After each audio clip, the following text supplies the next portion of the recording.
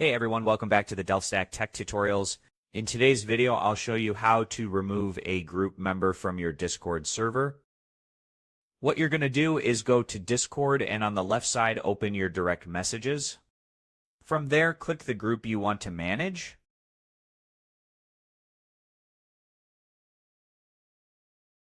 Click the group, then select the text channel where the member is part of the group. To remove someone from the group, you need to be a group admin or the group leader. These are my two accounts, which I created just for this quick tutorial. This is my friend here, and as you can see, there's an option to remove the friend.